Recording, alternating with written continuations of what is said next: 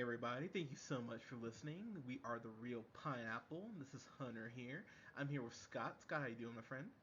So good. Love chit chatting about movies, just love it. Well, hey, don't worry. We have monster trucks to talk about after this. But Ooh, don't get me so excited. yeah, I know. I know you were so happy with me watching that earlier. But we are here to talk about something that I think most people are pretty excited for. That is Guardians of the Galaxy Volume 2. So I got I gotta say, Scott. So I will say, what were kind of your expectations going into this?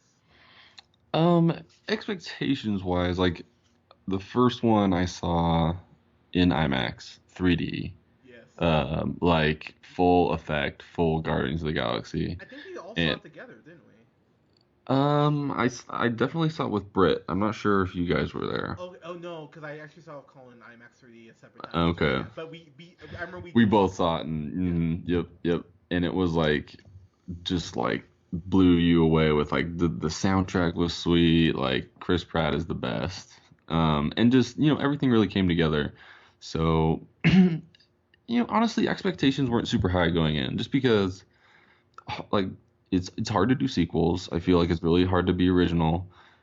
Like, and I wasn't really sure what to expect out of it, and it's hard to sometimes in sequels you really try to just do a carbon copy of the first one, and most of the time that doesn't work out. So I was a little bit worried about that, but went into it kind of knowing what to expect. Along probably gonna have good soundtrack, which I love. It really kind of made that last movie, and you're gonna have hopefully like some space action, which is always amazing. Um, but yeah, we weren't super high, but there was a certain level of expectation of what I was going to be getting out of it for sure. true. And I will say for me, I read a couple reviews heading in, and a lot of the reviews said it's okay. A lot of reviews of people were just saying it's okay, and then I read some people that said I like this better than the original. So I was very curious where I was gonna fall in. So just to give a quick overview of the plot, Star Lord, of course, played by the lovely Chris Pratt, as you mentioned, and He's gorgeous. you get to see his abs in here. Mm, Bite, mm, mm. insert thumb bite here, but but Chris Pratt, Star Lord is back, and so the opening sequence of the movie, I will say, that is something that I thought mirrored the original, because the opening scene in the original Guardians of the Galaxy, seeing him going after the Infinity Stone, Mhm. rocking out to "Come Get Your Love." I love that opening sequence so much, and I am totally blanking on the fucking song that they use for the opening scene in this, but it's wonderful. Um, Did you watch the first one recently?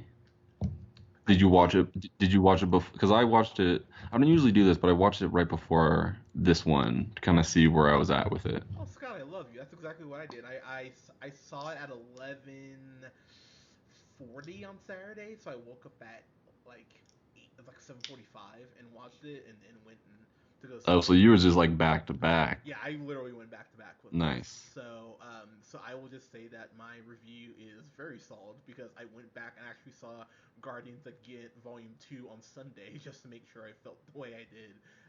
I do feel about it, but the opening scene is great because it's just Baby Groot, voiced by Vin Diesel, being super cute and adorable, and And I'll say Vin Diesel's best role ever. yeah, definitely better than that Fate of the Furious bullshit. Am I right? Oh, good. Don't even get me started. I Don't know. even. I'll go off on Vin Diesel again. Okay, I'm sorry, but um, the opening sequence is, and this isn't a word I use it often, but it was really imaginative. Because you have the rest of the Guardians fighting this creepy space monster. It kind of looks like it kind of looks like a fat Sean Spicer, if you will. But it's really creepy looking. But It was a great analogy. thank you. That's. If I'll if if we do anything right here, we got great analogies on this show. damn straight. But yeah. So to say this monster is hideous would be an understatement. But anyway, so it's the Guardians fighting this space creature, and it's actually really cool because Groot is like running around and avoiding the monster, but then there's these like kind of little dinosaur things that he gets in a fight with, and so the camera is like panning and spinning, and it's a really imaginative scene that really made me happy, to be honest with you. Sitting there watching, I went, damn. I was like, okay, this has me in a good mood. And so for that bounty, the Guardians encounter this group of gold, like this group of gold people. I cannot remember their names. It's such a nerd fail. I just cannot remember off the top of my head. But uh, their leader, Aisha, played by Elizabeth Debicki, she goes ahead and gives them Nebula, Gamora's sister, played by Karen Gillian, gives them to her as bounty so they can turn her over to Nova Corps. And so everything's cool, like getting out scot free, and then scot free, Scott. But then, but then Bradley Cooper's Rocket Raccoon just has to be an asshole and steal these. What are they? Not batteries. I think is what he stole. Yeah, they're like super strong batteries. Yeah. So he steals these It's batteries. yeah, during that mission, he snags some. Yeah, like he steals these batteries for genuinely no reason fucking at all. These gold creatures, like these gold people thank them. There was this actually really funny kind of dialogue between Aisha and Chris and Star Lord, where she pretty much comes all out and says, I will fuck you in front of everybody right now," and Star Lord kind of goes, "Oh well, hey, I would totally let you fuck me in front of everybody right now," like because he's Star Lord and he's wonderful. But I was glad. The sovereign is what you're looking for. Thank you. Oh god, I was gonna bug the hell out of me, but I was dying at that whole scene because Gamora kind of looks over at him like, "Look, I know we're not together, but what the fuck is wrong with you?" Like, give him that thing, and so the the Sovereign end up chasing them because they realize that Rocket stole their shit and shoot the Milano down, which I think it's great that Quill's ship is named after Milano, I by the know, way, right? but but they end up crash landing on this planet where they're encountered by Ego, played by Kurt fucking Russell. How crazy is that shit? Like, It's coming out of nowhere. yeah, that is one thing I will say for Marvel. Like some of these um, these older actors that they get to step in roles, like Robert Redford and Samuel Jackson and fucking Kurt Russell. It's pretty amazing that the cast are able to get these roles. But they encounter Ego, and you find out that he is Star Lord's dad. And so then the movie takes. I think this will really depend on if you love this or not. It splits up Ego Mantis, played by Palm. I'm gonna butcher your name, sweetheart. I'm sorry. Clementef. Um, so it splits up her, Mantis, Ego, um, Dave Bautista's Drax, Star Lord and Gamora, and then Rocket and Groot and Nebula stay to fix the ship. And so it really does split the Guardians up for probably about 3/4 of the movie, I would say. So, but I gotta say, Scott, I thought it was a risk, but I thought it really paid off. Your thoughts? Yeah, totally. I feel like being able to kind of see both things going on at one time. It didn't feel like too much to me, and I feel like when they were able to kind of bring it together, um, I feel like it worked. Personally, I mean, I can understand why someone might say there's a little much, but I don't. I feel like the way that they brought it together, I think, really, made it right, and especially like the interaction between Ego and Star Lord. um, I like that whole interaction there, and that there's a certain point, there's a turning point in that scenario, and that Star Lord changes a bit, and I like that he was allowed that change, I guess you could say, because sometimes they can drag it out, and I feel like they kind of wrapped it up in a nice way to where without giving too much away, it's kind of hard to describe, but um, Yeah, agreed. I like the way that both of them went, and you were able to get your. I feel like you didn't have to just have no action at all with Ego and Star Lord. You still get that mix with everybody else doing their own thing. Yeah, I will say for me, man, the MVP of this movie was Drax. Drax had me rolling. There were so many points where Drax, and if there is a complaint to be made, just to get one out of the way, Mantis, they give you maybe what, a paragraph worth of like exposition for her character, and that they pretty much leave it at that. To be totally honest with you, until about the third act. But outside of that, she's really used as humor with Drax, and they had me laughing because Drax is being that 30-year-old boy pulling on the girl's pigtails because he likes her. Like, he is such a dick to her, and it never got old for me.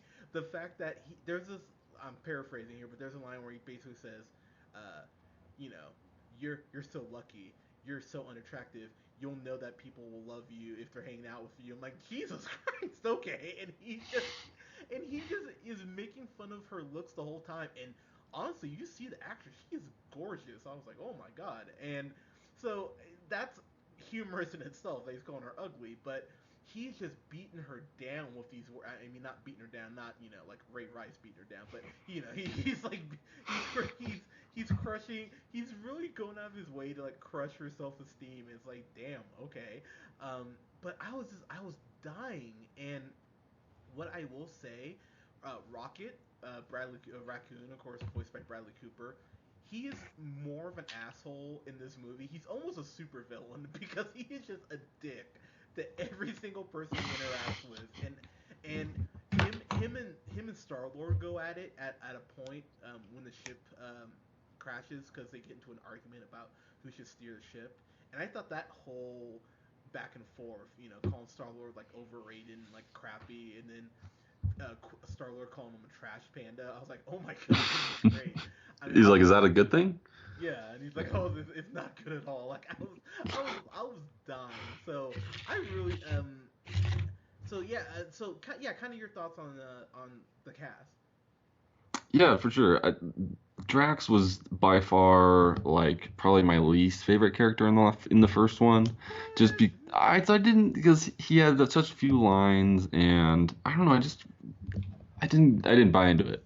This one, I think he was one of the better characters, and just his comic relief throughout, and definitely his interaction with Mantis, who I will say was able to like go to an emotional place given Yeah. her powers, and just there's a scene there with her interaction between her and Drax where like you get choked up just because of like the pure emotion in it. But she was also definitely played that comical relief as well. Um, yeah, I feel like everybody came together really well. Michael Rooker was really great as Yondu, he was Yondu, fantastic. and I like his kind of role in all this, kind of being a father figure to Star Lord, and like I kind of like his power, even though it's kind of weird that he whistles. I guess just as a non comic book fan, not knowing any backstory, the whistling is a little bit weird, but it's cool that he has an arrow that he can just slice up 1,000 people like in a second. Um, but yeah, I feel like everybody kind of came together. I would say um, that Rocket was definitely played a larger role in this one, which I appreciated. I feel like in the last one he was more of a prop. Yeah. Yeah, definitely like the Mantis like kind of side to it. And then Kurt Russell, like you said before, them being able to use older characters to really bring forth no, older actors to bring forth other kinds of older characters. Really feel like that's something that Marvel does really well. But yeah, it they always usually nail. I mean, besides Sylvester Stallone, which is just like I feel like that was unnecessary. I'll give you that.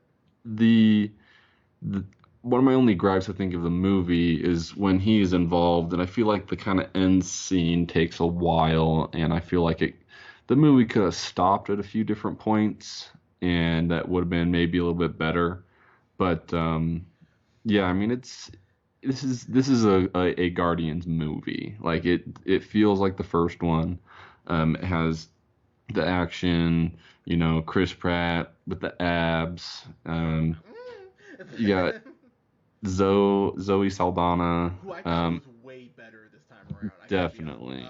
So to kind of jump in here, what's really cool. So We all know Thanos is the next villain in the Avengers. I mean, they've been building up to Thanos since the first fucking Avengers.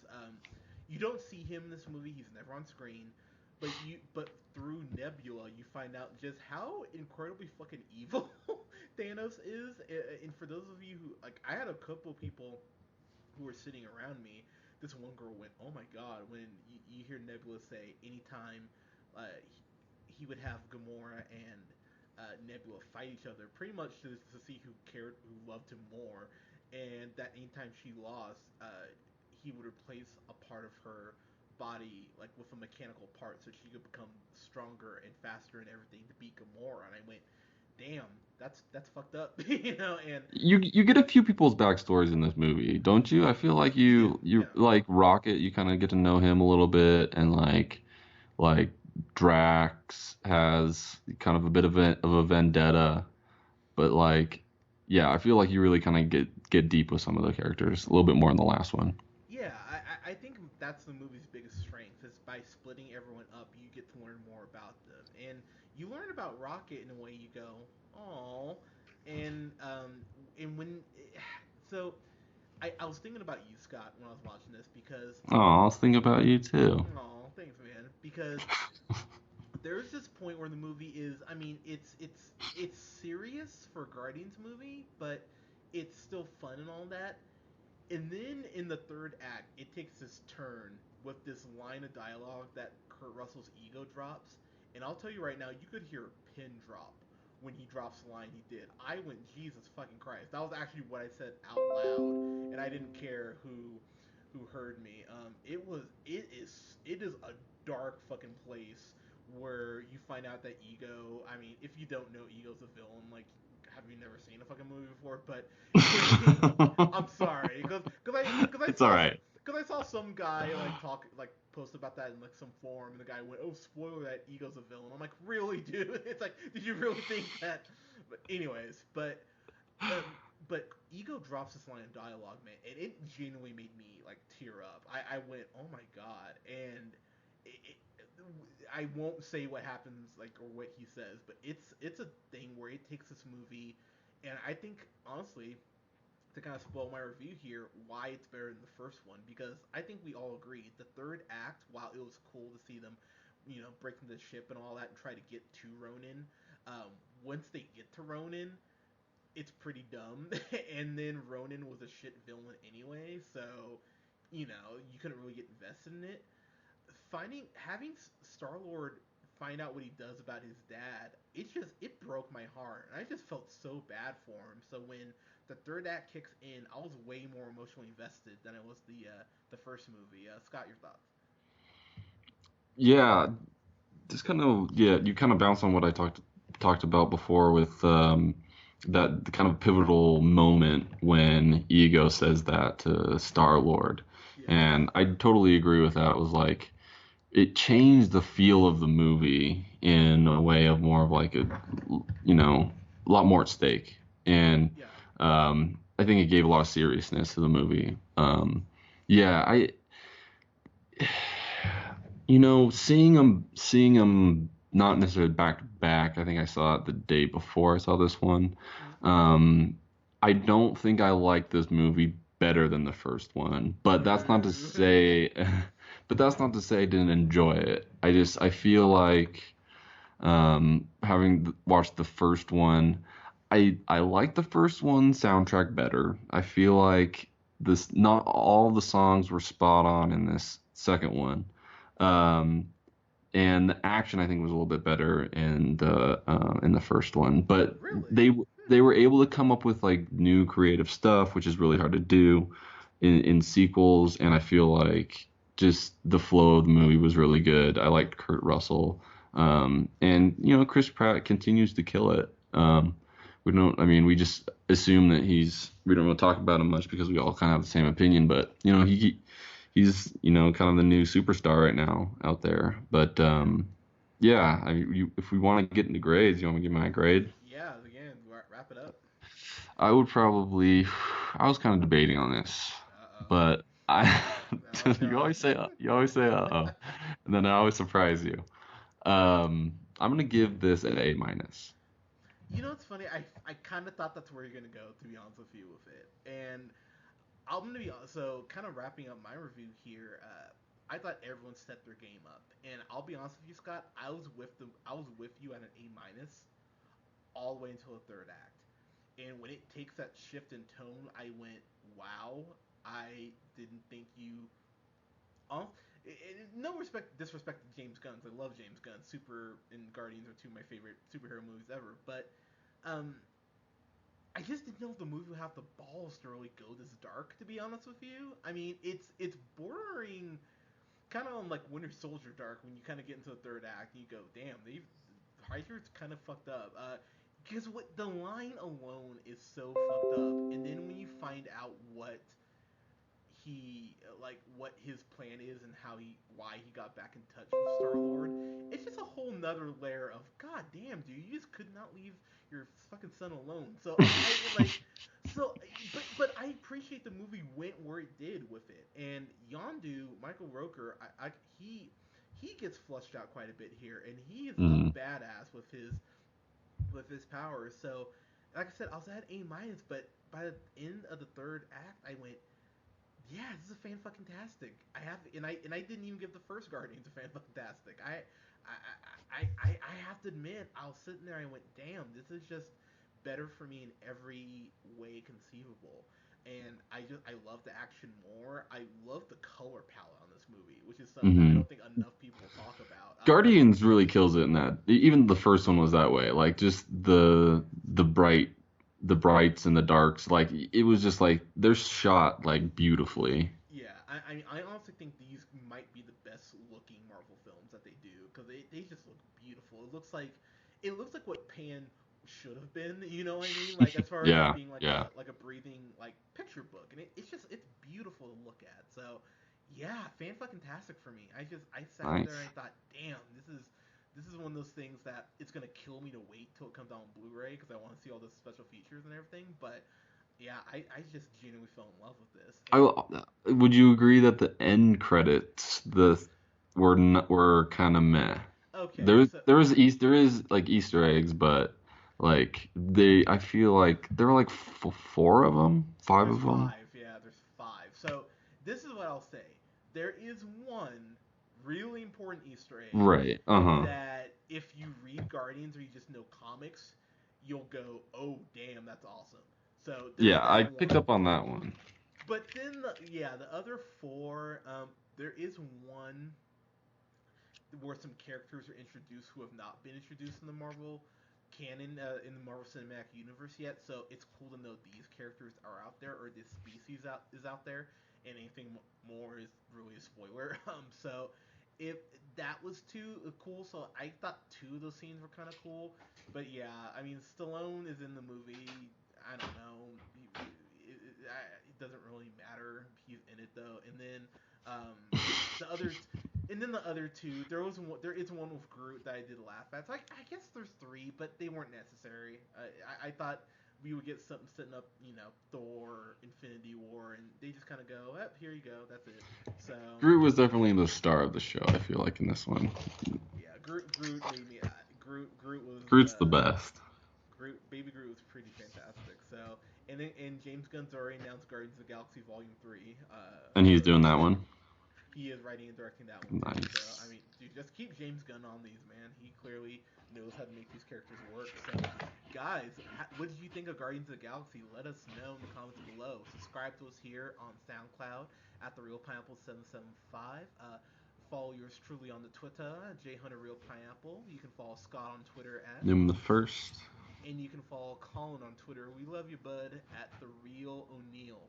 Guys, thank you so much. This weekend we will have reviews up for Split, Snatch, unfortunately, and and I will have my long overdue top five ways that Fox can actually improve the X Men movies because they just announced a live action X Men TV series coming out next year. So I'll talk about that as well. Guys, thank you so much for listening. We'll talk to you soon. Peace.